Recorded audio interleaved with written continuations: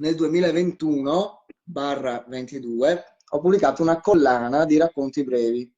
Ah, Una collana di racconti brevi dal titolo Purgatorio, Paradiso o Inferno, e sono racconti brevi ispirati ai 7 vizi capitali.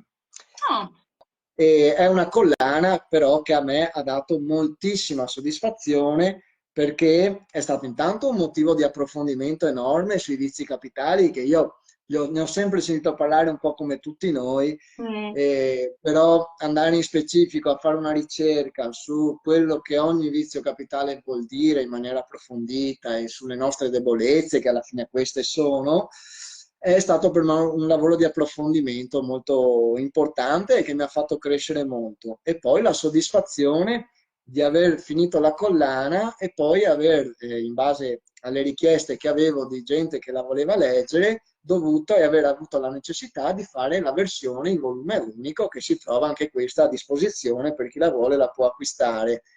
Tra l'altro, proprio in queste ore ho messo a disposizione online tutti i vizi capitali della collana singolarmente ah, al costo di 1 euro quindi dai, all'uno.